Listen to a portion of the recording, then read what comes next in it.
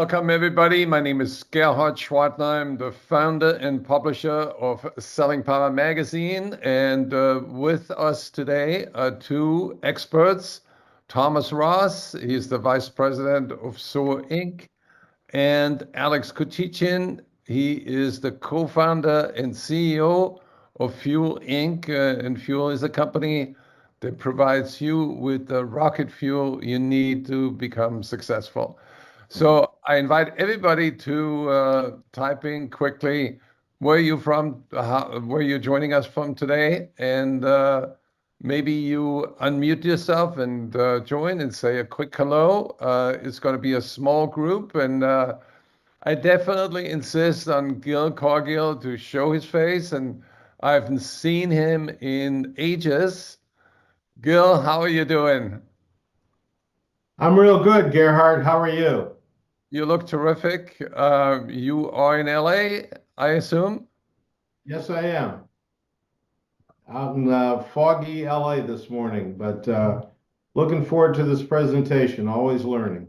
Wonderful. Always learning. And please show your faces so we can see who you are. Louis, say hello. Don, you're invited to unmute yourself and say a quick hello so we can get started and excited. We are here for you. We are going to talk about AI and share a message you've never heard before. Um, Thomas, I give you the honor to kick us off. Well, thank you, Gerhard, and thank you everybody for taking the time. Yes, so today we're going to talk about how we can create and implement an AI sales playbook. And things have changed, and that's what we want to talk about. And we want to talk about the methods by which we can actually take advantage of those changes and leverage them in a way that really makes a difference for our business.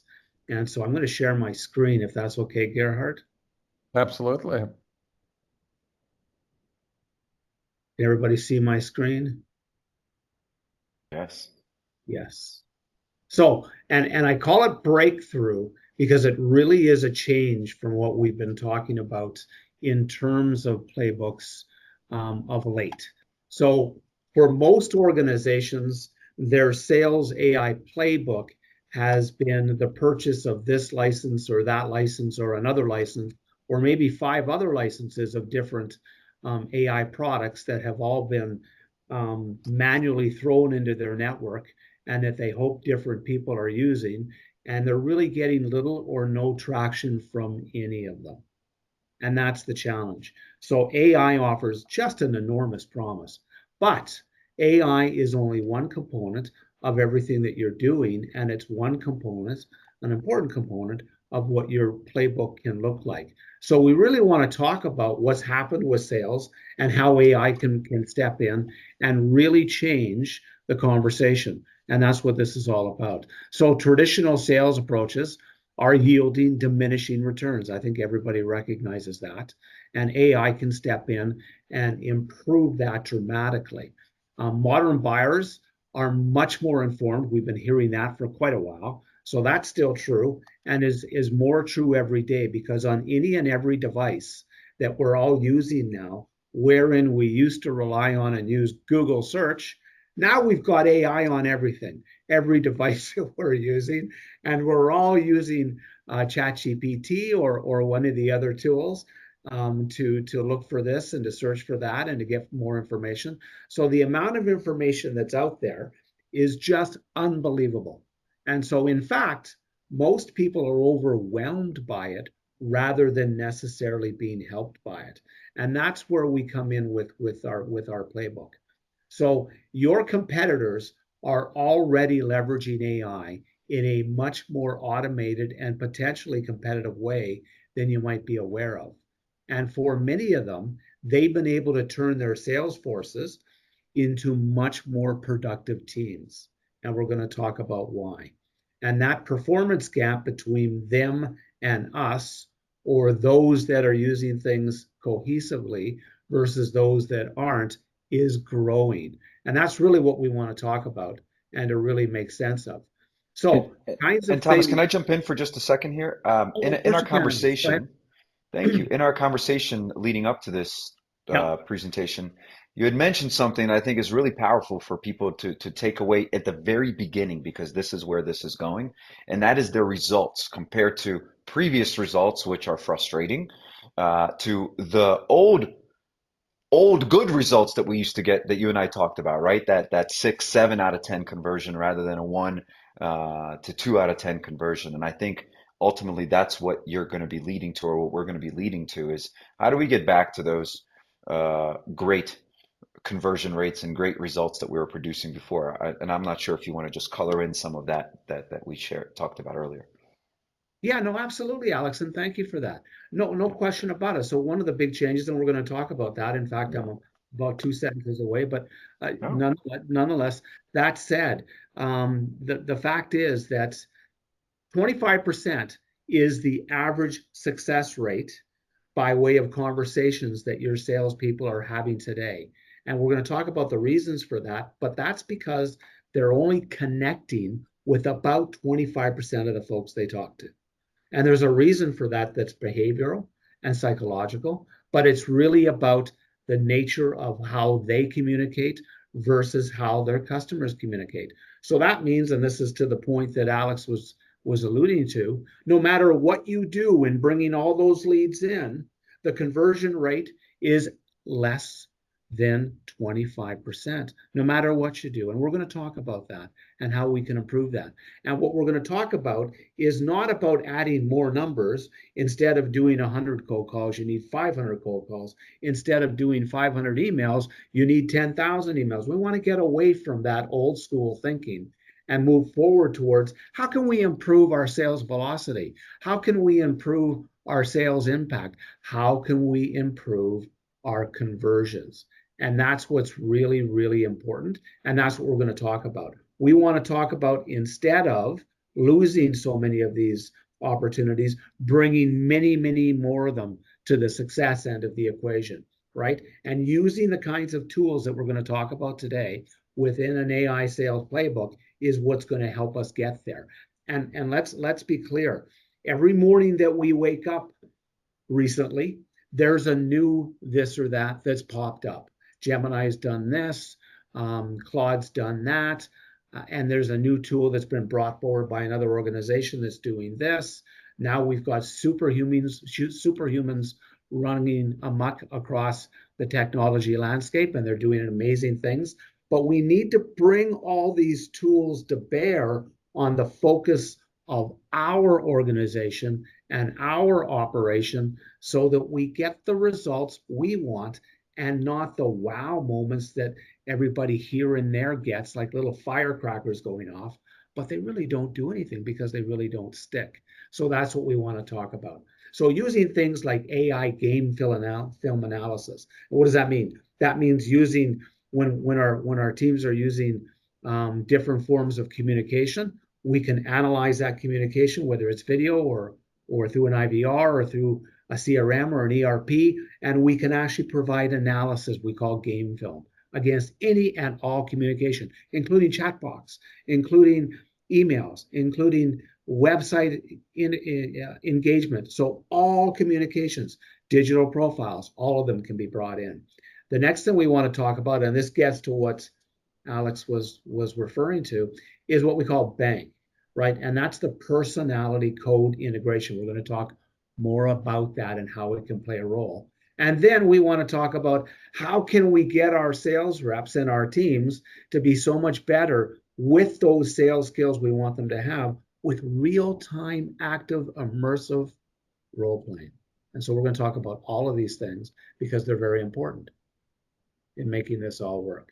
So we really want to talk about how do we go from note takers, and there's a bazillion note takers out there and transcription tools, and turn that into business intelligence, where now I can take all these communication streams of the kind that I mentioned earlier, and I can bring them in and I can analyze them. And I can take all the customer chats from the last year and analyze what's the common message, what's the common thread, what are the common themes, what are our customers really asking, What are they looking for and why? And how do we change what we're doing so that we're communicating with them and actually developing the things that they're asking for? That's all in our own data today. We've all got that available, but none of us are using it. Emotional intelligence.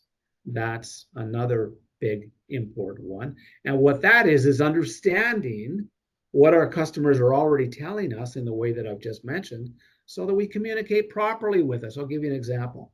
So sending an email back to a customer that our system has evaluated the nature and the type of individual they are. Are they what we call a nurturer? Are they an action person? Are they a blueprint person, a knowledge person? And you'll hear me talk a little bit more about that as we go. And in so doing, create the tone and the overview of an email that goes out to them that hits home, that's impactful for them, that they pay attention to because it's in their language.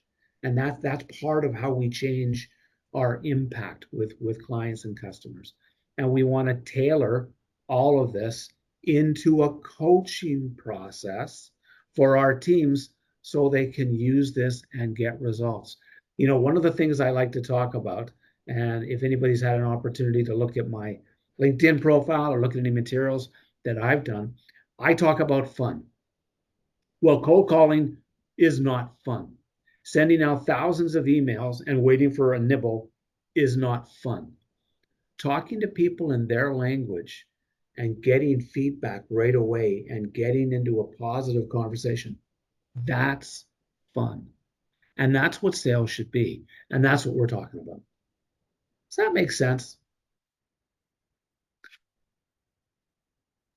I'd like to jump in and come from a different perspective.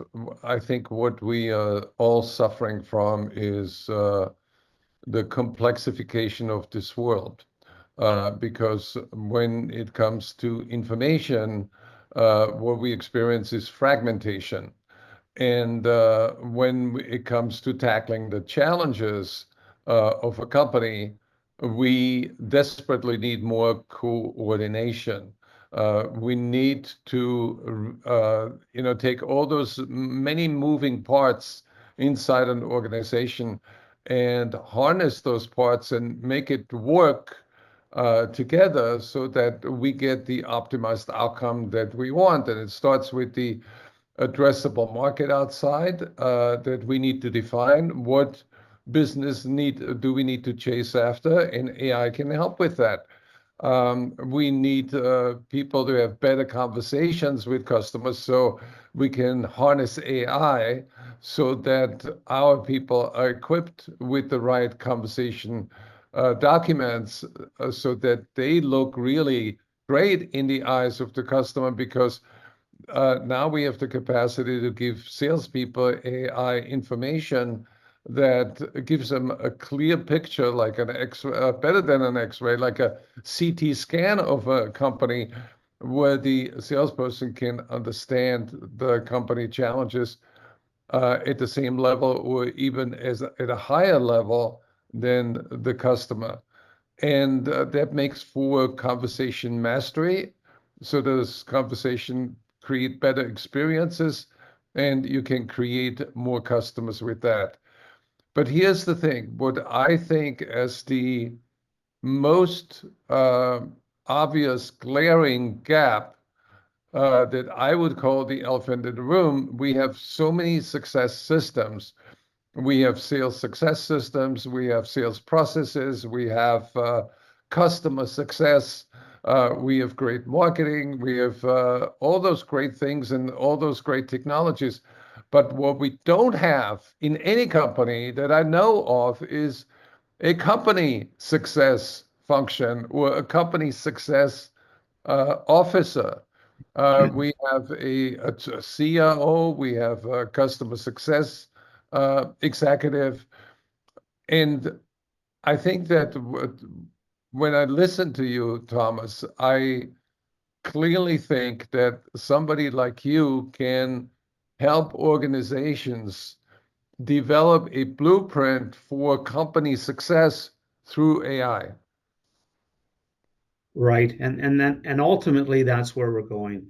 And your business is not the same as my business, and it's not the same as Gerhard's or Alex's. So, in fact, every business is different, not only in terms of the products and services and solutions you bring to bear, but because of the nature of the ICPs that make up your customer base. And that's what we want to talk about and bring that all to bear so that, in fact, you can have your own sales, or rather AI sales playbook. There is no one size fits all. So, in fact, it takes a consultation and it takes people to work with you to put that together, not and leave you with the document and say, here you go, let me know how that turns out, but rather works with you to implement the tools that make sense, integrate the system, and onboard your team so they're using it. And we can talk lots about that going forward. But at the end of the day, and this is good and bad in some ways, but the fact is what AI does is it weeds out the people that are having fun and enjoying what they're doing from those that don't. And so you can thin out and focus on the folks that are really going to be able to make and take advantage of AI in a productive way and have fun. And when they have fun and they're good at it and they get better at using these tools, your customers are just going to roar and you're going to grow that much better. And that's why this is important. Excuse me. Using AI to be able to analyze customer conversations before, during, and after all the engagements that you're having allows you, both at the individual level by way of the salesperson, customer service person, or marketing person, to really understand what they want, what they're interested in, and what is going to make them potentially considering becoming a bigger customer or a customer in the first place.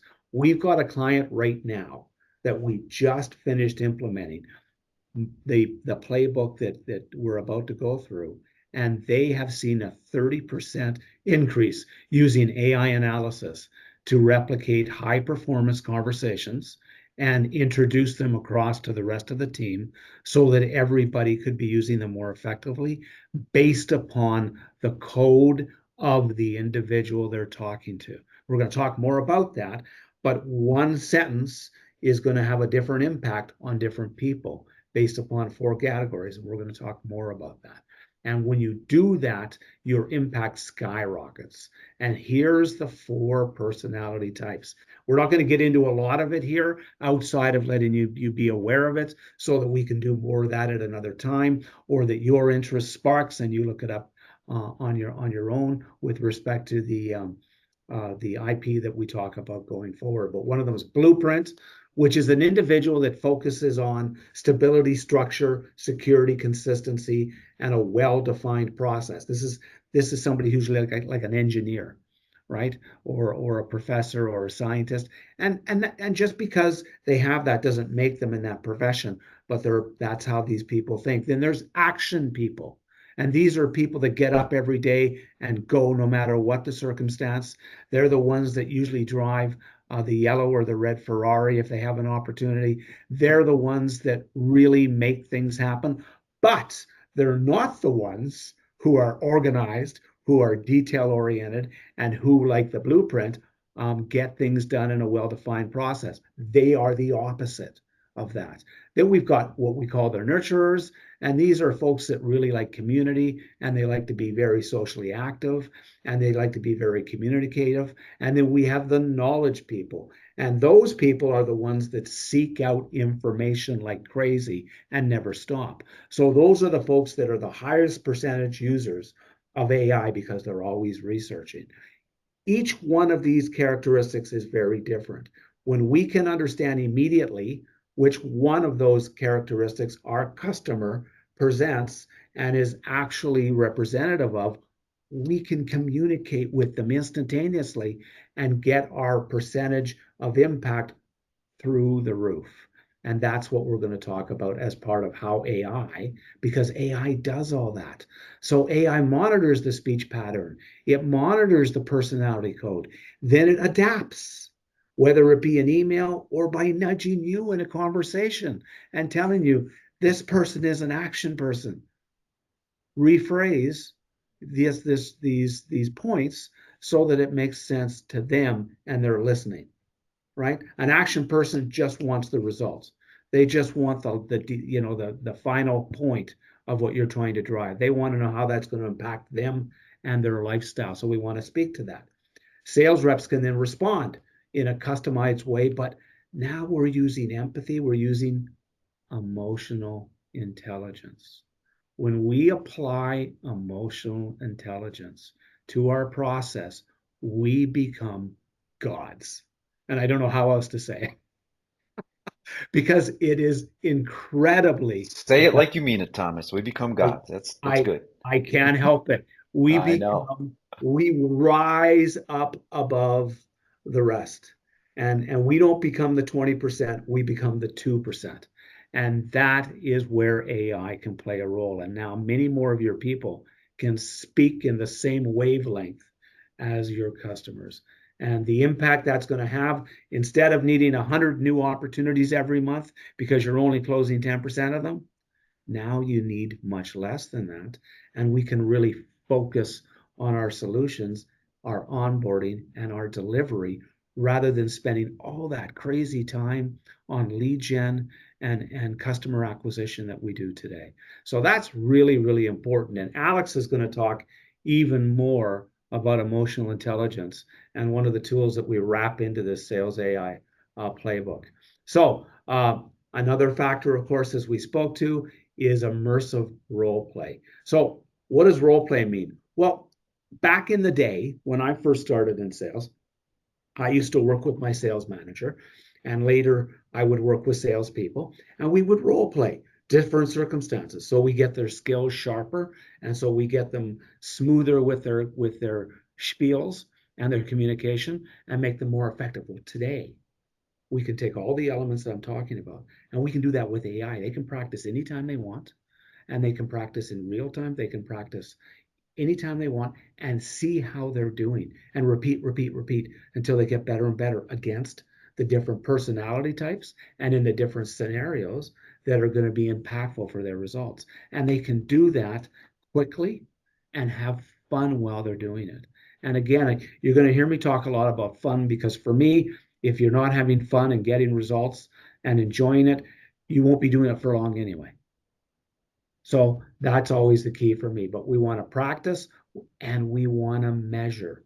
So AI allows us to measure everything. We collect that data and we help our teams. We accredit them, we gamify, and we support. And then we help our customers do even better by doing that. And in so doing, rather than having X amount of folks all out there following up with customers, and we may or may not hear back from them by way of a CRM or by way of reporting, AI is doing it for us. They don't have to fill out a report because it's already there. When we integrate this properly, managers, leaders, owners will have that data instantaneously in real time. And that's not a pipe dream. That's here right now. And that is not $1 billion because you have to buy the biggest software package ever created. That is cost effective and can be integrated today. So these are the kinds of things that we really want to focus on. And I think, Thomas, when you talk about fun, and we're going to Yes, get into this, it's not just a Thomas thing. It's not like Thomas thinks we should be having fun. There's right. science that backs up all of this. The more Yes. joy, as a matter of fact, you'll see me talk about this in a little bit about the fact that in just a few years, more than 30% of every employee that's making the decision on an employer will depend on how much fun they think they'll have at the company. So fun isn't just an idea that's nice to have. It is a strategy and a real advantage for those that use that strategy because that's how you're going to recruit and most importantly retain top talent. So I think it's important to say that there's science behind that joy. You know, one of the things that happens in sales, and everybody's talked about it since I've been in sales, which has been a couple of days, I might say, but referrals, people bringing us in their neighbors, their friends, their associates, their business partners, whatever the case may be, referrals. It's the biggest opportunity in sales. And when I get a referral, I drop everything else and I deal with that referral right now because that's my biggest opportunity. When you have fun and you create customers that enjoy the experience of working with you, your organization, and your solutions, guess what you get? Mm. A ton of referrals. Yes. So this Yeah. thing is self-perpetuating.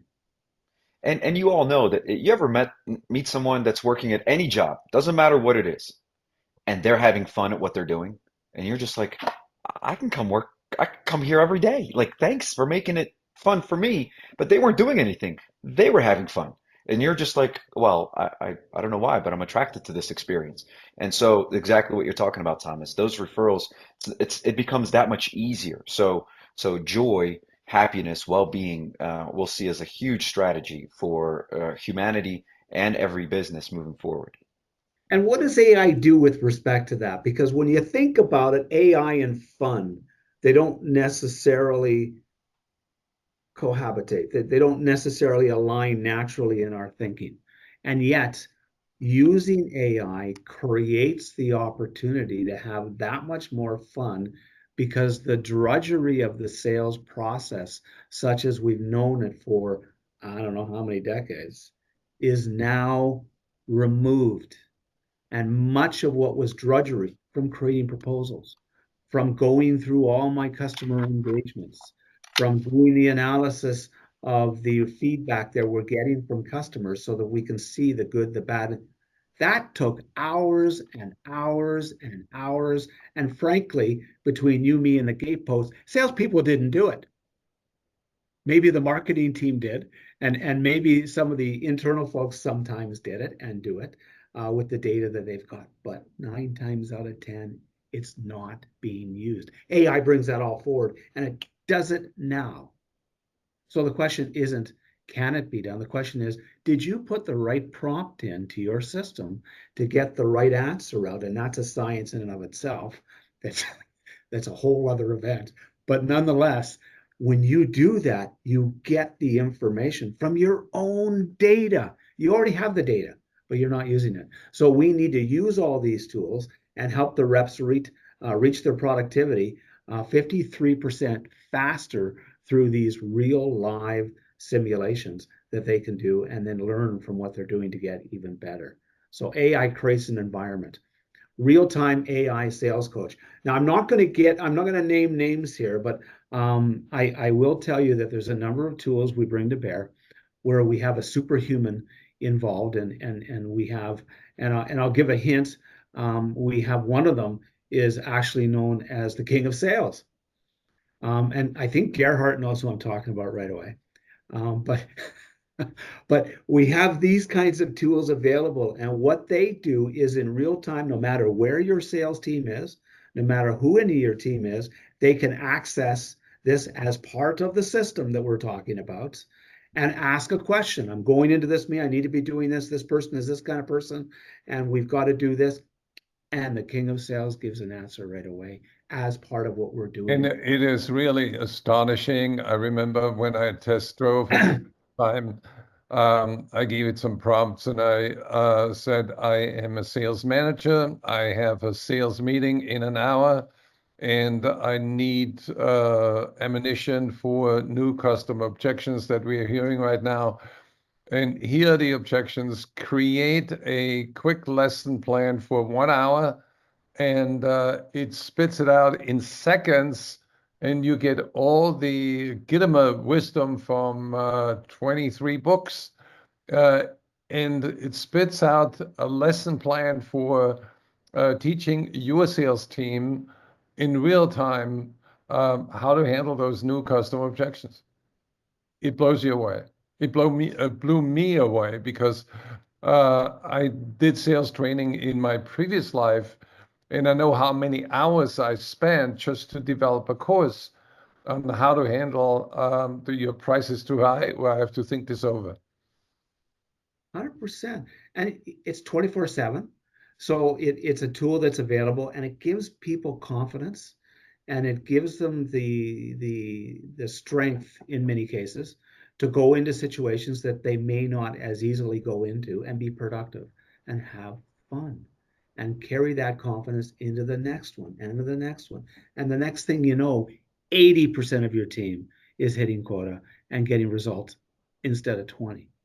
And that number alone means You don't need to spend $1 bazillion on all the crazy client acquisition that we do because you're getting much better results from the basics and using the things that we're going to talk about to get you the leads and the customers you wanted in the first place. And that's what this is really all about. So live and post call coaching. So that's the opportunity within calls and within meetings, depending upon where and when and how they're done, where we can actually coach our team and give them a little hint that, hey, don't forget to ask for this. And that isn't us in the background following our sales teams around.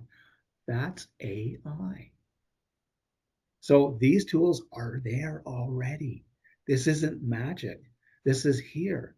And it doesn't have to be $1 bazillion. This can be built into your own playbook based upon the systems you're using at a very effective cost. So these are the things that we need to talk about. And bottom line, you're now going to get consistency out of your team. Now, all of that said, and again, you're going to hear me repeat this, those folks on your team that aren't able to, for whatever reason, move along with this process, I'm sorry, they're on the wrong bus. And that's the way you've got to look at this. You can't carry folks that don't belong on the bus. And furthermore, they're not having fun. And that's dragging down everybody else. You want the folks that enjoy this, love this, have fun with this, and ultimately get results because they're having fun. So you're going to hear me say that over and over again because I can't stress it enough. So now when we talk about, we always tell our sales teams, plan the meeting, do the research, have yourself prepared, and then you can go into these calls and these meetings and you're gonna be confident. AI does all that for us now. The only thing we need to do is kind of show up in a couple of minutes ahead of time, go through what AI has already done for us, and we're on top of it, right? And then we can actually be coached through it. And AI can even provide us the materials and do up the proposal before we're finished the call. It's amazing and it's powerful. We've got AI used on our system now, so that what it does is after the fact, it sends out an email. We're going to talk about this, automatically tuned and toned to the individual or individuals we were talking to in a manner by which they've all engaged with, so that we get better impact and we get follow-ups and we get the kind of messaging back and forth. And it doesn't just do it in email, it does it in SMS as well. So we can really get the impact that we're after at a very low cost and maintain what we're getting. So this is what we're all here to talk about. We're all here to talk about creating the roadmap. Now, hopefully the roadmap doesn't look like all this gobbledygook over here, because as we know, AI behind the scenes looks like that, but in the front, it's actually about deployments, putting it in place, aligning it up with the actual needs that you have and the systems that you're using, and then creating that playbook for you, right? So one of the things that we do is we create the assessments for your team. When your team gets assessed, so they know their own codes and they can learn how to decode customers in 30 seconds or less. You can do that against LinkedIn profiles. You can do that against customers' websites. You can do all of these things in an automated way and get those results. Then you want to start with the role playing and the film review so that people get used to doing that both with us, but on their own as part of their process. And then finally, we're in the field doing it and actually working with them and your customers to get those results and then track it. So it's an ongoing thing. Generally speaking, the implementation of an AI sales playbook, when done properly, is about 60 to 90 days. And within that 60 to 90 days, you're going to see the hockey stick. And frankly, where you're not seeing the hockey stick, we were talking about that bus.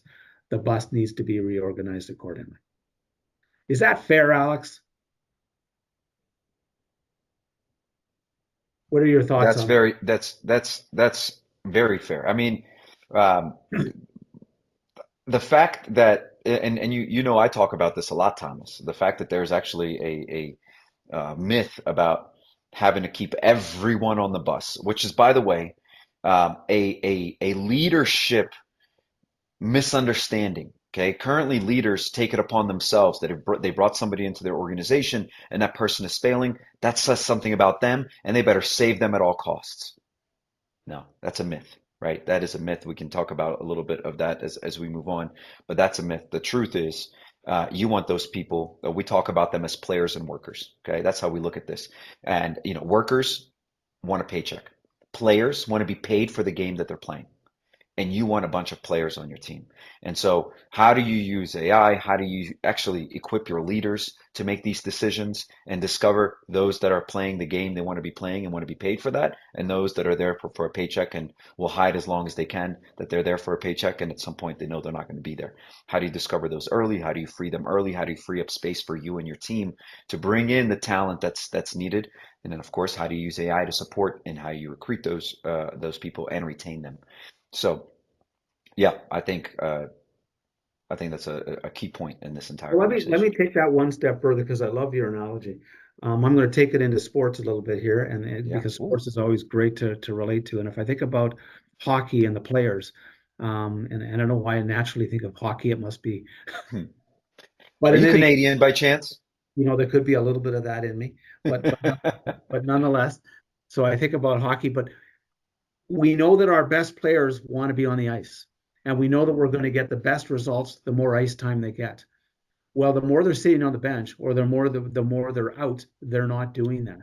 And when people are not able to get in front of customers and be on the ice, communicating, having fun, talking to customers, that's when we all lose. So if they're spending time chasing emails, right? How many people open my email? Oh, I better reach these 10 people that open my email. When we've got people wasting time doing things like that, or spending erroneous amounts of time cold calling and creating lists and doing all these old lead engagement and lead acquisition processes that we've been using for decades, we are wasting not only their time, but ours.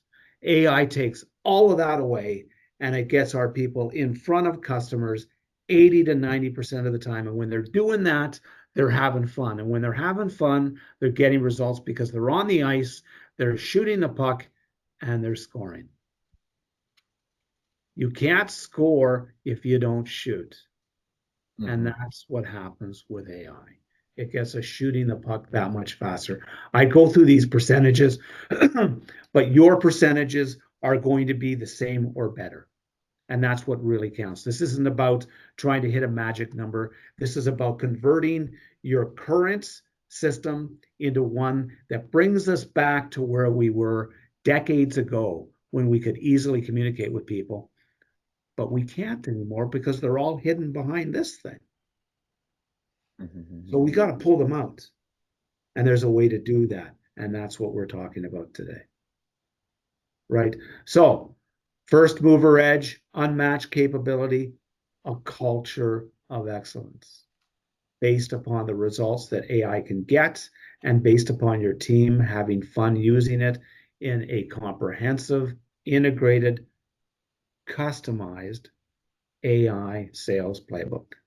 Right? So next steps, discovery session to understand what you're doing. And what we're doing today for everybody here that is interested in doing that, and I'll talk about this more later too, but just so you're aware, everybody here, if they're interested, gets a free 1 hour AI sales consultation on the basis of what you're doing as an organization and some discussion about those things that you can consider in order to create your roadmap.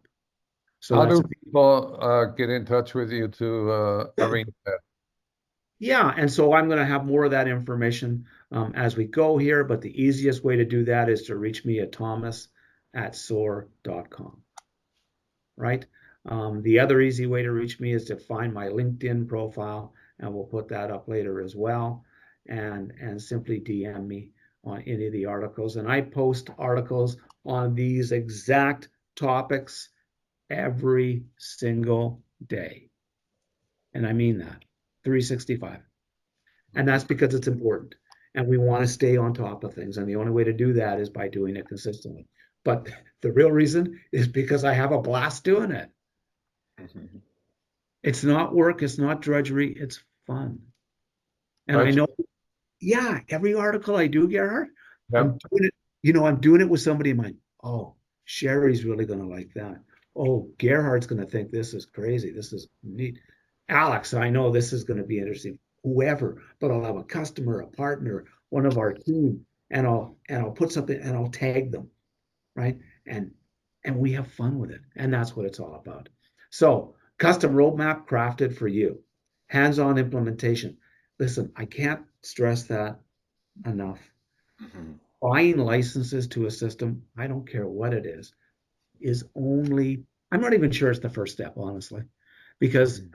it's irrelevant if you don't do the second step, and that is properly onboard and implement, right? And I can name so many products whose attrition rates are ridiculous. And these are solutions you'd be surprised if I said it, but I'm not going to. The point Mm. is, onboarding, keeping, and developing your customers is the most important investment you can ever make. And AI does the work.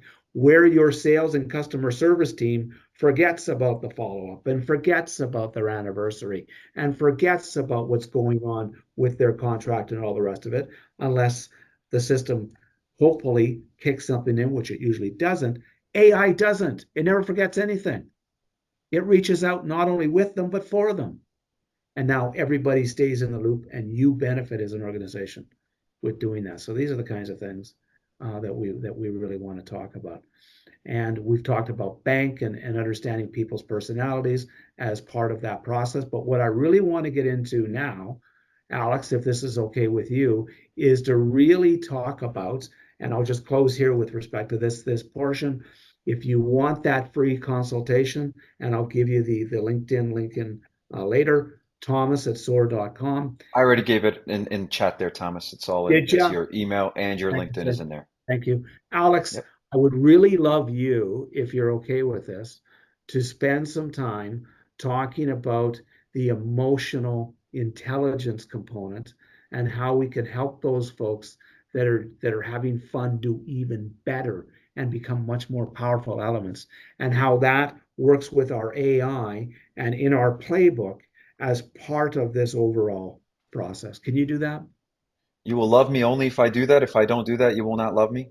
That is right.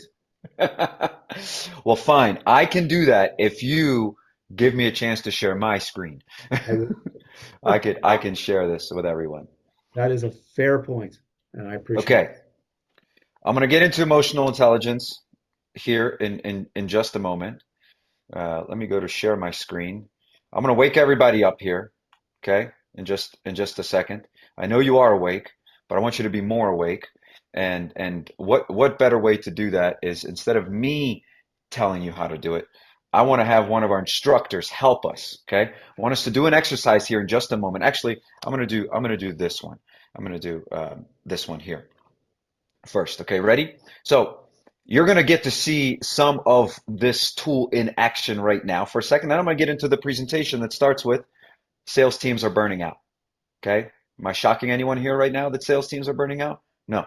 But how we help them could be the way that we shock you here. All right, check this out. All right, everyone pay attention, take a look. And I know I can't see you, but I know what's happening behind the scenes. Think Watch. of your energy on a 10-point energy scale right now, with one comatose, 10 a child on Christmas morning. And right now, as you're watching this webinar, sit up a little taller, put a grin on your face, look stupid. That's not stupid enough. Look stupider. All right, open your eyes wide, and I bet you felt an increase of at least 1 point, if not 2 or 3, on that 10-point scale. So if you instantly want to change your energy, change the way you move. If you want to win the race, you got to change your pace. Okay. So first of all, I know I couldn't see you all in the background, but I saw Gerhard do it. I saw Thomas do it. I did it. I do it every time I hear this video. I'm like, I can't help it. I got to stand up a little bit taller and smile a little bit more. Look silly. I'm sure many of you did that on the other side. Okay. So just for a moment, just think about having a tool like this for your leaders to be able to go, I don't know how to get people to pay more attention and to be a little bit more engaged. I keep talking about the same thing. Here's a way to use a tool rather than your voice to get people engaged. Imagine starting meetings like this. Imagine going, you're looking at your meeting because all of them happen digitally these days, and you're like, people aren't really engaged. Hold on one second, everyone. There you go. And their energy level goes up, their engagement goes up.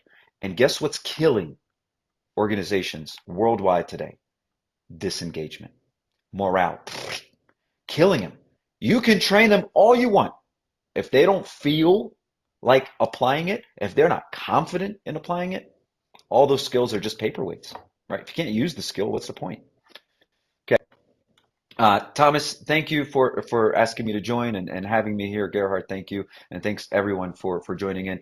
I hope that you're a little bit more engaged right now after that 30-second experience, and you can get into this topic.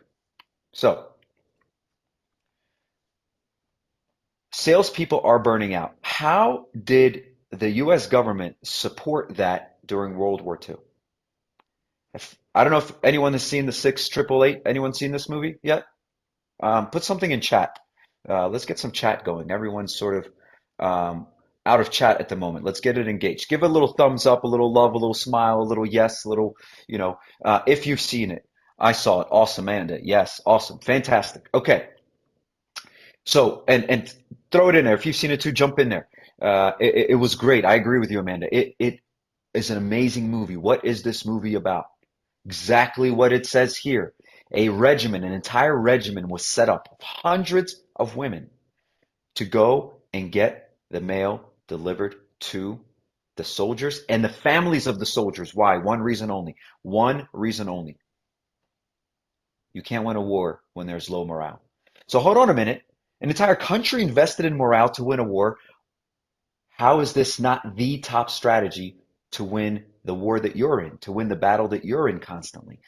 You want the morale here. You cannot win any war. You cannot win any battle, any competition if the morale is here. The government knew that. They put an entire team together for this.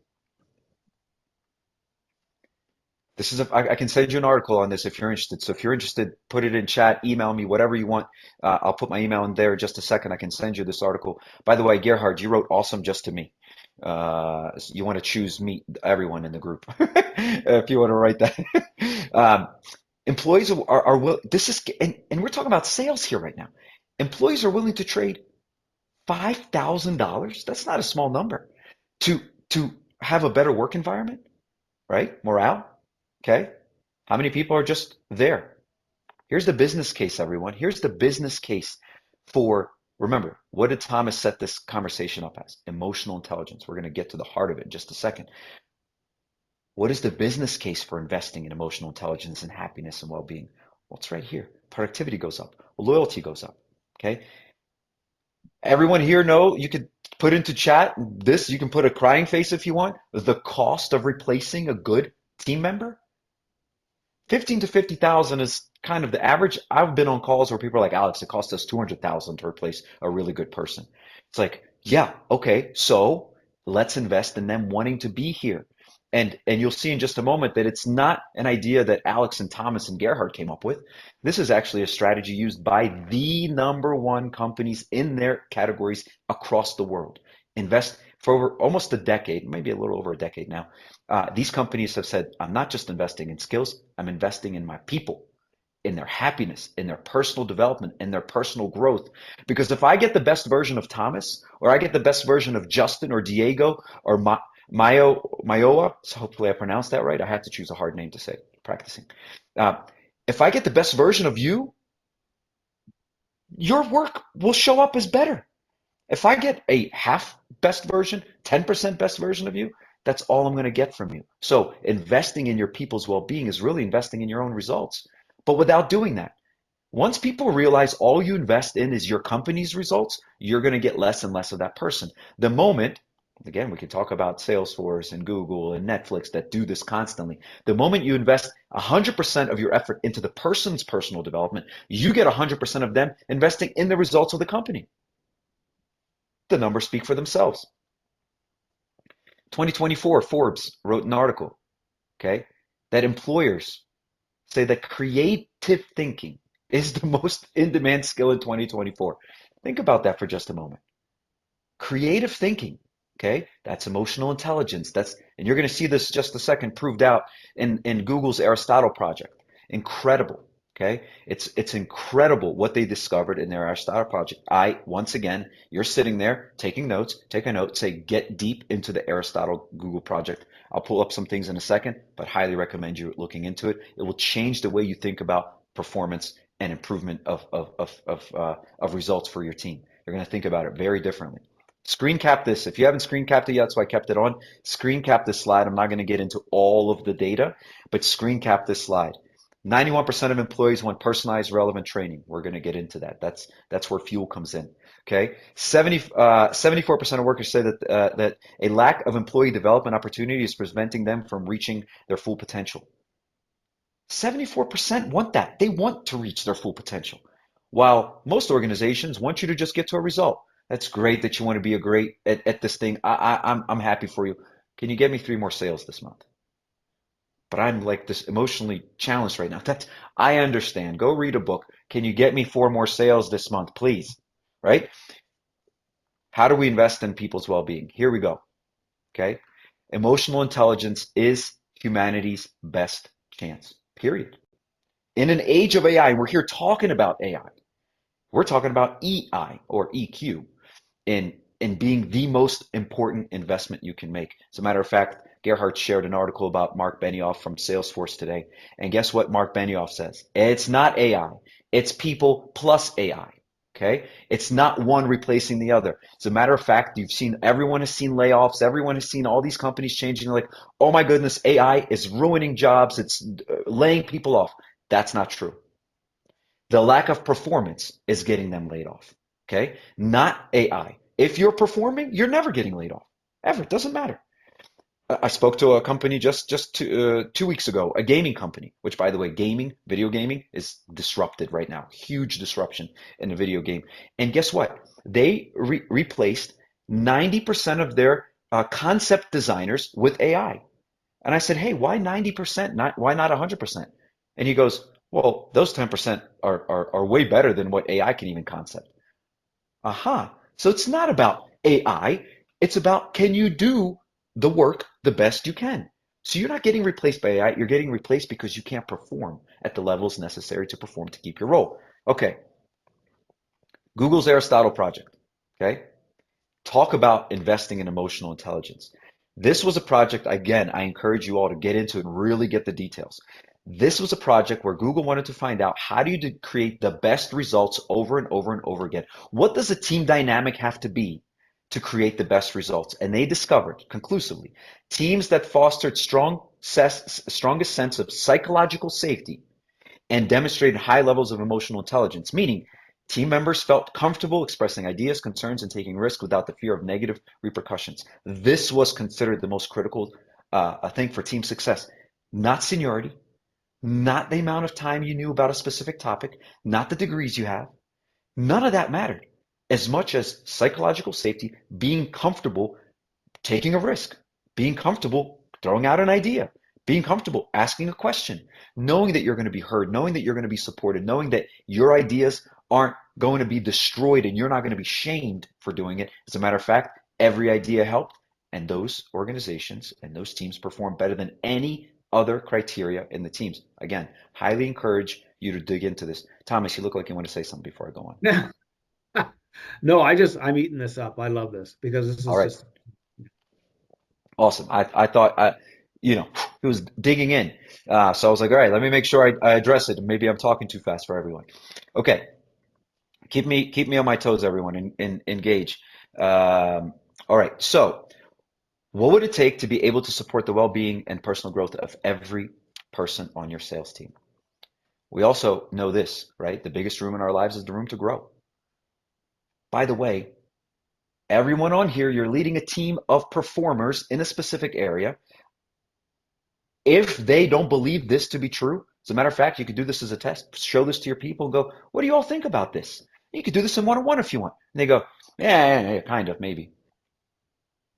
Start writing the see you later letter, okay? Because if you want top performers, if you want those people that are there to be paid for playing the game rather than a paycheck, every single one of them will tell you, yep, the biggest room in my life is the room to grow. How are you going to help me grow, boss? so. Here's Alex, how. I Yep. have a question. Yeah. So, excuse me. But how are companies doing this today, or are they just simply not doing that? I mean, Yeah. and what do people in the audience think, and what are they doing themselves in order to better understand the way their employees are feeling about the culture and the business and the work they're doing? Yeah, well, right now, companies and love to get some feedback, give me some thumbs up or anything if you're doing this and you've seen this. Currently, when companies apply training and development, learning and development programs, guess what? We're still using grade school style methodologies. We're still putting everyone in a room talking about one thing in one way. As a matter of fact, we're kind of doing it now, but this is at a high level, and then you can dig in personally. So we are letting you in to the idea, but we don't expect you to go, I know everything I need to know after this. But most organizations still apply that methodology. I'm going to speak to, hey, 100 salespeople, I'm going to tell you what you need to know. And every salesperson's there like, I need to know this? Like, of course you need to know this. And they teach them the thing that they think they need to know. And 90% of the people sitting there going like, I already know this. Why are you teaching me? Like, I do this better than the way you're teaching it, boss. And that's a challenge. So today, it is still a one size fits all. Today, it's still theory based. Here's the idea. Good luck. And we are challenging that altogether. Current learning, 99% of current learning is memory based. I'm going to teach you something and you remember it. It's over. Hey, everyone, that model is dead in the water. Dead completely. This is why Fuel, you talked about sports. This is why we built our model on the two cultural and performance models in history that work better than anything else we've ever discovered so far. Professional sports, all performance and culture. The military, all performance and culture. In the military and sports, you cannot say, I understand something. You have to be able to prove you understand it. And that's the difference. Knowledge is saying you understand, performance is proving you understand. You have a team of salespeople, that's why you're on this call. Do they remember that they're in a competition every single day? They are. Gerhard asked me this question not too long ago, and I loved it. He goes, Alex, do you think that in any industry, the amount of knowledge in that industry grows every single year? I want to see everyone in here tell me what you think. Do you think the knowledge in your industry, whatever that industry is, grows every single year? My answer is simple. Absolutely. Yes. In this industry, definitely knowledge changes. Sales industry, definitely knowledge changes. Mechanic industry, tech industry, medicine, pharma, you name it. Does the amount of knowledge, information in an industry grow every single year? Yes. And then Gerhard went on to say, he goes, do you think it doubles? I was like, yeah, easily, at least doubles. I mean, now, who knows, maybe 100 X's. And he asked an amazing question to follow up that question. Are companies helping their people at least double their own knowledge every single year to keep up with the pace of their industry, any industry? And the answer is typically no, no. And so this is a way to do it at scale. We're going to get into this right now. Remember, the model we're talking about is not remembering how to do something, but knowing how to actually apply the knowledge you just learned. This is the new approach. This is what is going to be sweeping the world. Okay, we're already seeing it. How are we seeing it? 52 different countries have started an account on Fuel already, and we have over 20,000 users. We've just been around for 9 months. Why is everyone gravitating toward this? Why are companies like ADP saying we need this for our team? Okay, why? Because just training for memory no longer works. And remember, it's not about training for skills alone anymore, period. It's about giving people the tools they need to be great. And they need to apply that greatness in their role. Again, I won't go into all of these details. I want you to grab a screenshot if you want to get into this. But understand that everything we do is about being able to apply the thing that you learned. And it comes in many different forms, all on-demand micro lessons and within live interactive experiences that we do every single week. But let's go beyond that. Let's go beyond learning and training alone, because that's not enough to replicate the best performance model in history, professional sports and military. It's not enough. Just that alone is not enough. There's something special that happens in sports that we needed to replicate so that you all can get better results the next day or the same day and not just next season. Okay. I'm going to bring everyone up to speed on something. For those that don't follow too much sports, you may not know this is happening, but in every single sport around the world, which by the way, professional sports model works where? Everywhere in every single language. How is that? Because there's a model around it. It's like It's a model of performance and culture based on autonomy and application. Based on autonomy and application. This part covers both autonomy and application. In sports today, when a player comes off the field, doesn't matter if it's hockey, if it's basketball, if it's soccer, if it's football, a coach puts an iPad in their face. And he's not showing them pictures of the grandkids.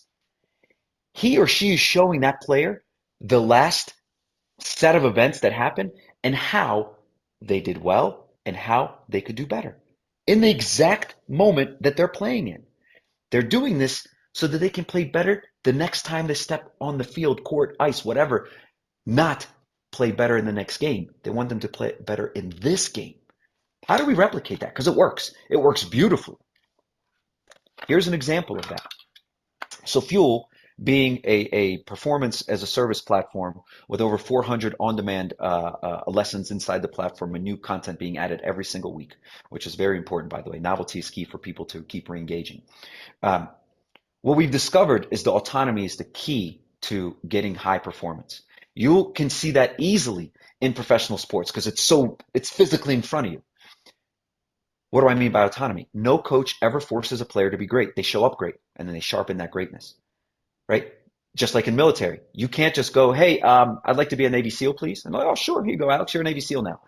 Oh, Thomas, you want to be Green Beret? Fantastic, you can be Green Beret.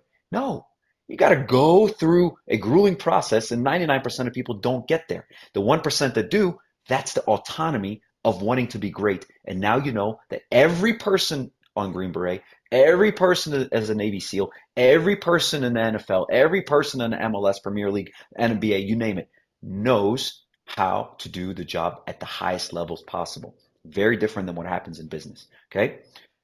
So let's just assume we now have a situation where we have people on our team and they're actively trying to make themselves a better version of themselves. Here's what happens. This is an example. This is Sam. Okay, this is real. Within a 24-hour period, Sam watched a certain amount of courses. What kind of courses? Well, you've seen some of them, right? We've kind of showcased. This is the kind of stuff. We will get into some of this later if we have time. So this person watched their own lessons based on things that are important to them. Autonomy, what's important to them. Meet your people where they are, not where you want them to be. So this learner has shown a strong engagement with lessons focused on personal development and emotional intelligence. Okay, first of all, a little insight to your leadership, like, okay, all right, now I know a little bit something about Sam. Okay, this is because of what he's watched. This suggests that the learner is actively seeking strategies to manage challenges and fears. Hold on a second.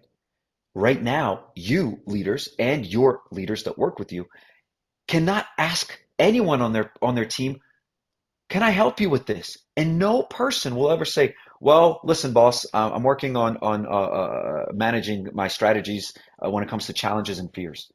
They can't articulate that. They tell you the task they're having trouble with. What can I help you with? I'm trying to get this contract out. What can I help you with? I can't log into this. What can I help you with? I'm trying to get this person to respond. They're giving you a task when the truth is if you make them better people at what they want to be great at, all of those tasks become easier. Not just one. Let's just keep going for a second. Okay, let's go forward. This is still Sam.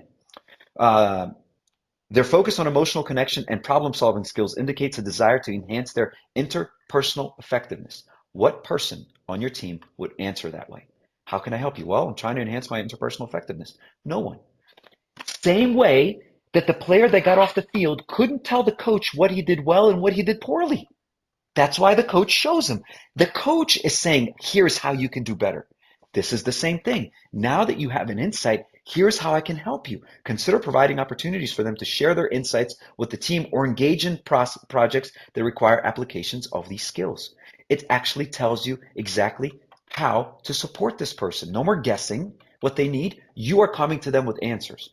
Right now, you and everyone on your team is armed with one thing, one tool. How can I help you? What can I help you with? How can it be of service? Ask questions. If you look at them, anybody here from the military or do any professional sports, you can put a little thumbs up or smile in chat. If you are, you will know that your leaders in sports and in the military never ask you how they can help you. They always show you how they will help you and how what you're doing can improve if you try this new approach. That's exactly where we need to get to. The modern leadership is not know-it-alls. They're learn-it-alls. Modern leaders aren't know-it-alls, they're learn-it-alls. Okay? Here's another quick example.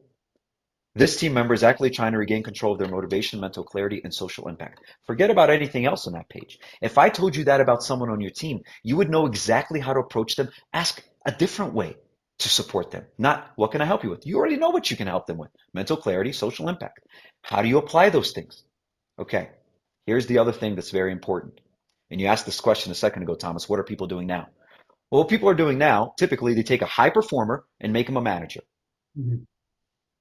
Do not ever do that ever again. If you've done that, great, fine, you can't go backwards. Never do that again. I'm going to give you all an analogy, okay? I'm going to use sports. I'm going to use the NFL. For those of you that don't know, I can explain it at a later time. There's a player in the NFL by the name of Patrick Mahomes, and his coach is Andy Reid. The combination of these two is proving to be one of the best combinations of player and coach in history. Can you imagine Andy Reid, and all of you are going to laugh, put those smiley faces in here in just a second. Can you imagine Andy Reid coming to Patrick Mahomes this coming season and going, Patrick, man, you are so good at quarterbacking. I mean, you're like one of the best in history. Can we try something new? Can you start coaching our quarterbacks this season? Say what? You don't want me to play? No, no, no. I need you to start coaching. Okay. He would get shot. Andy Reid would get fired on the spot if he told Patrick Mahomes not to play to coach. But that's what happens in business all the time. You're a great performer. Stop performing. Start telling other people how to perform. Don't do that. Let the performers stay in their positions. Let them perform forever. Get great leaders in place, not people who used to perform. Okay? So here's the thing. To answer your question, Thomas, that you asked earlier, how are people doing it today? Today, we're expecting every leader to have all the answers, which is, again, a mistake. Because in sports and in the military, leaders don't have all the answers. They know where to send you to get you to improve the thing you need to improve. What's an example? Hey, you're not pushing people away from the line hard enough. I need you to do bench press. The coach isn't being bench pressed. He knows how to send them to bench press. Hey, you're not running fast enough. Go to the track, do these exercises. Sends them to a place where they can get better. What are those called? Those are called tools and resources. We need to equip our leaders with tools and resources. Not sure how to give impactful feedback at work? There's a course for that.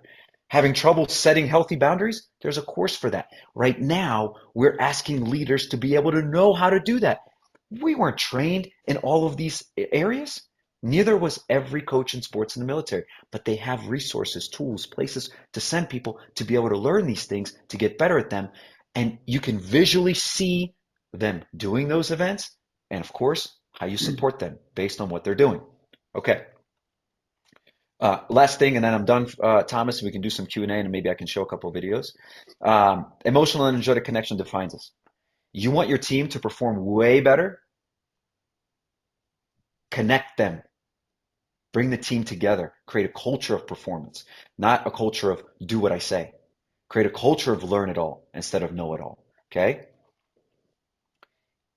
When people have the confidence to apply their skills, they're happier, healthier, and more productive. Period. No other way around it. Okay. Thomas, before I hang it up, well, should I show like a really cool applied learning event that's in here? Sure. Like Gerhard, what do you think about building trust with a stranger in 7 seconds? Should we show that one? Yep. Okay, let's do that. Steal. Love it. Okay, so remember, fuel is about applying. Thomas mentioned this, role playing, practicing, getting comfortable in a practice scenario before you get into the game, right? So that you feel confident in what you're doing because you practiced it. This is an example. So Chris Beal runs a company called Connect and Sell. It's incredible. Highly recommend everyone taking a look at it if you have a sales team, which everyone on this team does. Here's a lesson. You can see this is a 6-minute, 33-second lesson. I will start it and then I'll forward so you don't need to watch the whole lesson, even though it's not that long. But you will see and hear something very interesting, and then I'll show you an example of how it's practiced. So welcome to this course on building. Can you hear the audio? Yes. Yes? Okay, let me restart it. So welcome to this course on building trust with a stranger in 7 seconds every time. In this course, you will learn and practice. That's the key right there. Learn and practice, not learn and memorize. And now you're all kind of hearing it like, oh, goodness, that's right. We keep asking them to remember things instead of apply them. That changes. It's over. Chris does an amazing job. An amazing job. I'll just go Beautiful job. And you can see as I go through, you can see there's some animations, there's some sound effects. This is really designed to be engaging. It's designed to replace the doom scroll that says you can't do things, you're not capable, you're not good enough, this is not for you, good luck, this, you're not as good as this person on screen. With, yes, you can. Try this. You can do it. You can be better. Today's the day you change. Every single experience on Fuel is positivity. It's personal development and emotional and mental fitness, mental health, all wrapped up into this very positive platform. Here's an example. So he just taught you this amazing thing. You unless you practice. And to do this every single time. And by the way, to do it without a sort of a moment to get ready. Somebody answers the phone, you got to be ready to go right now. You're in reactive mode, and yet you've got to be in prepared mode. Right? Anybody have teams that are on sales calls? Okay. The only way to do that is practice. So right now, let's do some practice. I know I'm an interruption. And after 10 repetitions, come back and we'll continue. All right. So it doesn't ask. Learning from memory would have asked, what should you say when you get on the phone? Hey, congratulations. Who cares that you know? Can you do it? Can your mouth move that way? Can you actually apply it when the phone rings or when somebody calls you or when you're in a conversation with someone? Can you apply this? This is the ability to apply that skill. This is just one example of everything that's in here. So this is to the point that Thomas is making about this entire presentation, why we're here. The old methods are slow, inconsistent, and actually not that fun. Okay? The new method in all of this is making it fun, making it personal, making it individualized. Okay? Not making everyone learn the thing that you think they should know, which, by the way, skill building still needs to happen. But you're going to start thinking about it very differently now after this conversation. Ultimately, it's about giving people access to their own personal development and you watching what's important to that person and helping them grow from there. And by the way, my goodness, how much joy does someone have when they're recognized for the efforts they're putting in rather than the results they're creating? Who's learned this over the last couple of years as parents? I don't know. As a parent, I just learned this recently. Stop complimenting and rewarding the kids for the result and start rewarding them for the effort it took to get that result so that they can focus on applying themselves rather than I'm only celebrated and loved when I achieve what my parents want. No, you're loved because you're doing great. Same thing in your business. Don't just celebrate them when they set the goal of sales. Celebrate them for the effort it took to get to that. Don't celebrate the 10 sales. Celebrate the 8 to 12 hours a day of work to get to there so that everyone can understand that's what it takes, right? One more thing, and then let's pass it on to a Q&A if everyone has that, or we can move on. When you think about people like Michael Jordan, you don't talk about just his 7 rings that he got. Everyone talks about the 100 free throws he would do before he went to bed. People talk about Kobe Bryant when the team is leaving practice. Kobe Bryant was walking into practice. You talk about the effort, and the results speak for themselves. Celebrate the effort. And if someone's not putting in effort, Thomas, you mentioned this earlier, they might not be the right person to be on the bus. Because those that want to perform in their roles will put in the effort. Those that want the paycheck will just wait for you to pay them. And I want to bring this around full circle if I can.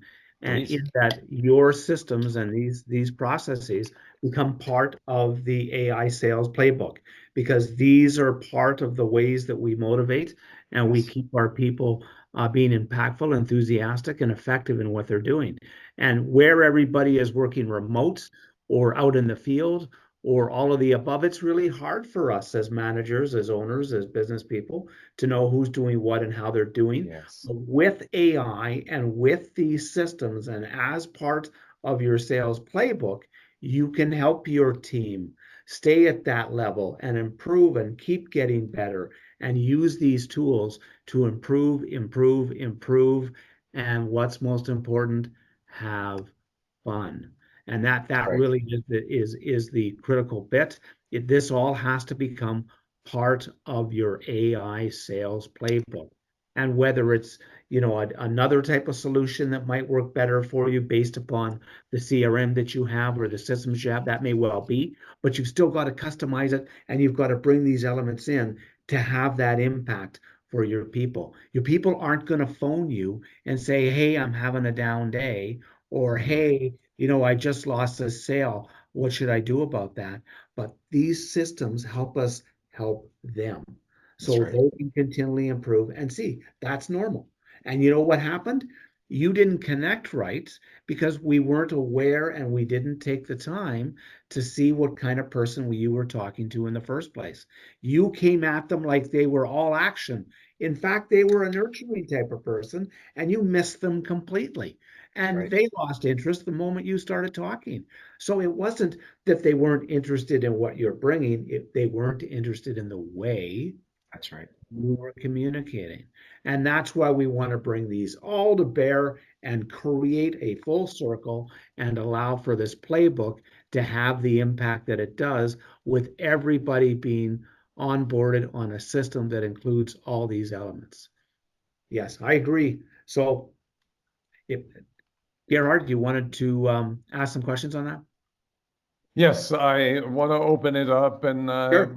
want to encourage the audience to unmute themselves, show themselves on video, and join the conversation, because we have two amazing experts, and I want you to benefit from their insights. So maybe Diego, or Leo, or Deirdre, Mayova, chime in, or Joe, and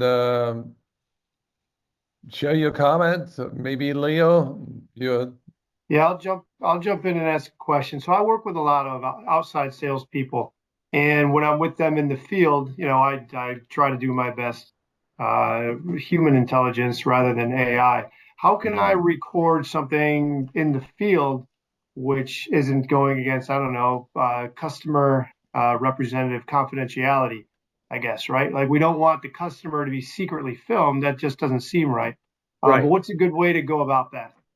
So one of the things that you can do, and every organization is different, you can either tie it in with a mobile phone that they're using, or an IVR, or both, right? And you do need to get the customer's permission to record the call and get the information. We're doing this a lot with real estate agents. We're doing this a lot with outside sales reps, and that can all come into the system automatically and then provide all the same details and coaching as it would otherwise. Wouldn't have video in that case, but it has everything else. So yes, you can do that. Here's the magic about that. As a sales manager, when you do that, you can go looking and do analysis against your team's calls this week and their communications and their interactions, rather than picking on Mary or John and trying to watch all their meetings or listen to all their meetings and gain those tidbits that you're hoping to find.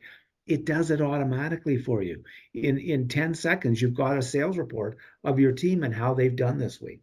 And then you can jump in and say, hey, Mark, you had a call with ABC, and I noticed that, blah, and you can help them improve upon that, right? And then they can do the same thing. They can jump into that and dig out what did or didn't go right or wrong. And these are the kinds of things. So yes, you can build all of that in. The idea of a business analytics tool, as opposed to a note taker, is something that's pulling in all communications, no matter where it's coming from, and then helping you as the leader work with your team to get even better at it. What do you think, Leo? I think it's good. I think it's going to be hard for my customers to be able to acknowledge, because a lot of what we do is going to be kind of on the fly, right? We're working with, it's in medical sales, so it's a lot of catching, let's say, a surgeon on the fly. And if you're already in that awkward moment where you're prospecting and trying to get a hold of them, and you can catch them for a minute, asking that one more second to be like, oh, by the way, we're recording you. Is that cool? I don't know that that's going to go very well with a lot of those folks. So I just got to figure out a way to do that. Well, let me add one other element to that. So in that particular case, it's not necessarily going to be easy or effective to suddenly say, hey, I want to record what I'm about to say to you, John. Is that okay? So Right. we're not going to do that.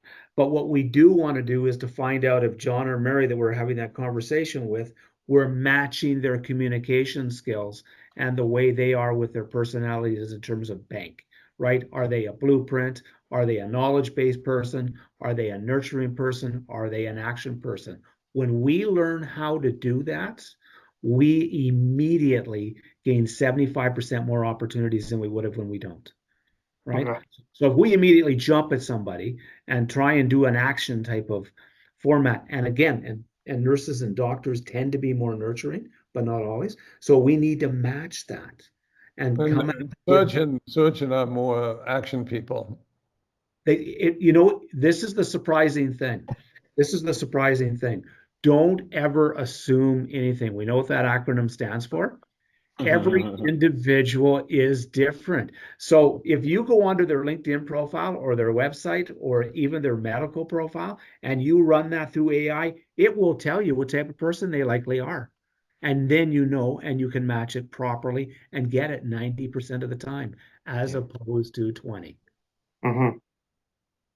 Yeah, right? that makes sense. Leo, is there another way to work around this challenge where you ask the salesperson immediately, like within 60 seconds of having the brief conversation with that medical expert, to create a voice note summarizing what they said? Yeah, I could do that. I like the voice note better because there's no way they're going to be able to, if they're running down the hall trying to get another person, they're not going to be able to type anything up. We don't want them wasting time on administrative tasks. So being able to record something of the conversation they had and just going on to the next step, that can be done. Maybe that's the solution. Then Yeah, you can I use like that. Store to analyze all those conversations, and over time you're gonna have a million words of data that give you much better insight. Yeah, it's a good I point. have one more thing for you, Leo, that's worth checking out, okay? Just Hmm. specifically for your piece. Yeah. Um, and you might want to just take a screen cap or look into this. This is an AI pendant from Limitless, okay? Yeah. This is something you wear on your clothes. It records everything you say and everything that other people say, and then it breaks it down just like an analysis of an AI note taker, everything that happened in that conversation. So this is potentially something you can apply. I don't know how it would work legally or what you need to do. All I know is exactly what Gerhard just suggested, making a note. Instead, if they just wear this on their shirt, they could clip this inside their button down. And it would just look like just something. It won't look like anything. Nobody will know what's there. Um, and they can use this in those conversations. Then you can analyze that. Just an idea. I Since they're like going to that. be voice recording, maybe that's a better way for in person. So I just All learned right. about Thank this you. a few weeks ago. Mhm. This is all good. Thank you very much.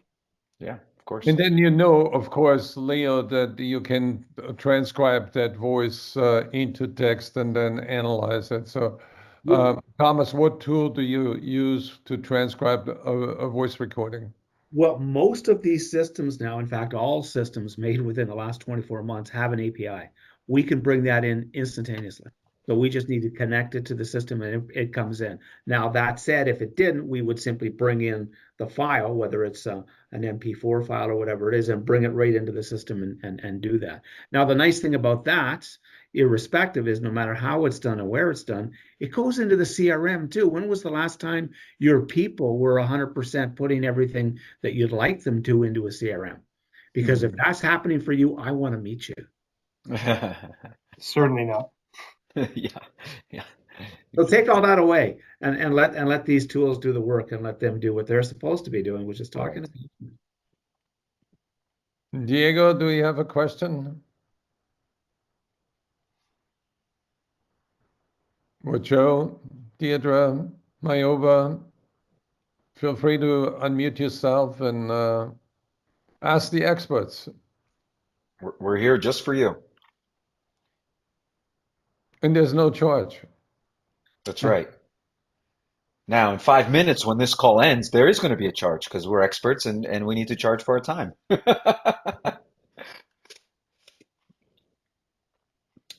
No, we must have answered everything really well, Gerhard. I know Diego is using his note taker, transcribing everything. The good and the bad about technology in some cases, right? Exactly. Yeah. Thomas is getting a bunch of emails saying they want to schedule this consultation. That's where they want to ask the questions. They don't want to ask them here. Well, the amazing thing about digital, social media, AI, and all these tools is people now can reach you by DMing you on your LinkedIn Yeah. profile, by doing all these things. I put up the posts every day, as I was talking about earlier. I get anywhere now, and it's been growing lately, but I get anywhere between 10 and 15 folks reaching out to me every single day Every with day. questions based upon the post, and I love it. And I answer them, and I have fun with it, and we develop great relationships from it, and people communicate a lot differently than they used to. So we need to meet them where they are, right? That's right. And that goes for every business and every customer. Leo, out of curiosity, how many salespeople do you have on your team? I'm just the Northeastern division, so I have 9 people. It's Yeah. minimal, but I mean, I work with all the other directors of sales, and I kind of we all frequently bump ideas off each other. But I think this is super helpful. I'm going to see if I can get some people to pilot it next week. At least the note taking part of it. We'll see where it goes from there. Right. Um, so what is your favorite AI tool that you're using right now? Well, I'll be embarrassed to say ChatGPT because that's all we know. I mean, it's very basic right now. We tried one where it was a recording cold call. No, it was recording role playing. I wouldn't say it was very effective though. I couldn't even tell you the name of it. They basically did a recording of it, and the AI would, I guess, analyze their body language as well as their messaging and spit out some answers. And I mean, I think I hacked it pretty good and pretty easily. So I don't know that it was too good. It gave some general ideas. Like if someone was terrible, it was able to analyze that. I don't think anybody got a perfect score by any means, but I would say it was super helpful just to get people out of their comfort zone. That Right. was the big part of that one. What about how do you handle coaching? With coaching for those, I mean, it's kind of written. The AI spit out their own coaching, and then we would agree, disagree, and write our own coaching based on that. And it was helpful. I don't know how real world the situation was, but it was good to see. But that's when I do my coaching, it's more in the field, in front of like on the fly, and then afterwards. Right. And then I do a nice write up. I think I could get smarter with my write ups afterwards because that does take way too much time. So that's something I think I could use recording for as well and Yeah. transcribing. And how do you handle the soft skills? When Alex talked about performance-based training, there are two types of performance. One is the professional performance, the other one is the personal performance. So, how do you help people manage their energy and when they are in critical conversation with the most influential people in a hospital, let's say, how do they project that energy they need in order to be in sync with the client's energy? Yeah, so that's a hard one. I mean, every individual is different. So I don't have any catch-alls for my people. It's all very individual because based on their personalities. So it's before that call, before that meeting, we have a deep conversation on how are you doing emotionally? Are you ready for this emotionally? How do you think you can react? And let's do a little bit of role playing just in case this happens or this happens. How are you going to react to it? And you need to be you got to be on your toes the entire time, right? You can't fall apart. So emotionally, you have to be stable, you have to be strong, you have to know your message and know what Right. you're going for. So here's a tip for you that you can share with your sales team. Tell them before any conversation, whether it's on the phone or physically, prepare themselves physically to get the energy up. Just raise your arms over your head, all the way up, all the way up, Yeah, fingers all the way. out. Yeah, yeah, and hold it there for like 30 seconds and say victory, victory. Just do it. and your energy level goes up by 80%. I saw True that story. on a TV show. It was that comedy about the soccer guy, the football coach from America yeah. who went over. Ted.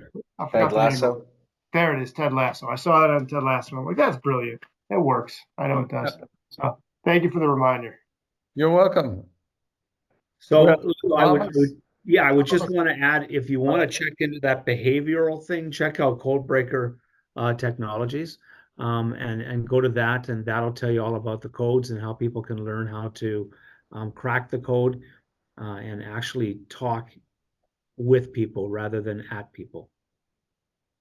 yeah, we will share all those links, how to get in touch with Alex and Thomas, and access all those tools in a follow-up email. We recorded this today, and we make the recording available to all the people that attended, so you can look at the executive summary, which I create for you.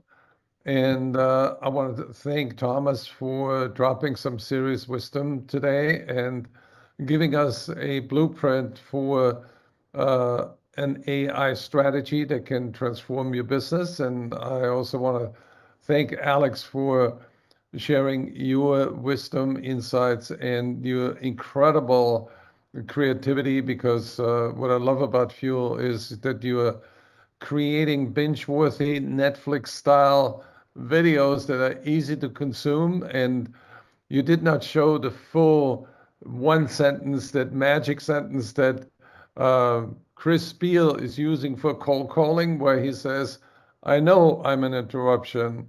May I have 7 seconds to tell you why I called? Yeah. And That's the next lesson. We didn't get to it. he always gets a positive response. And I have talked to dozens of salespeople who have learned from Chris Beal, who is now on Fuel. And they say, my career changed because of one sentence. And Yes. that's the impact that you're having, Alex, on tens of thousands, if not 20,000 people that are on Yes. Fuel in less than a year and a half, which is amazing. And I know by the end of this year, you're going to have well over 100,000 users. Yes. Yes. Thank you for that. And it's to correct you, but not correct you. It's only been 9 months, Gerhard. So definitely Oh, less than a year and a half. And I would love to leave everyone with a 30-second video specifically for sales leaders. You want to get people inspired to do great for themselves? Give them a reason to. Watch this. 25 seconds. If you're not inspired, then you're on the way to getting expired. So fill yourself with energy. Before I speak every day, every time I This is key. speak professionally, I start by looking at a photo of my family because they are my purpose. And as I speak, I'm not just speaking to an audience, I'm speaking to my family. And if I don't give that audience my best, I'm not giving my family my best. So Nice. you can see you got choked up. Think about this, everyone on this call. What is driving that person to be their best? Whatever that is, whatever that thing is for them, make sure it's on their computer, it's on their table, it's in front of them, and they start their day with that inspiration. Not what you told them you want them to do, but what's in it for them. Why should they talk to that Dr. Leo in a way that they never spoke to before? For whatever that reason is. Not for you, but for whatever that their own personal reason is. So thanks, Gerhard. Thanks, Thomas. This has been super You fun. bet. You bet. That was wonderful. the bigger the why, the bigger the try, the easier the how. Ooh, look at that. Yes. Wrap it all up. Well, thanks everybody for tuning in. That was sensational. And I hope you join us again at our next masterclass. Thank you, Gerhard. Thank you, Thank everybody. you, Thank you, Gerhard. Alex. Thank you, everybody. Take Bye-bye. care.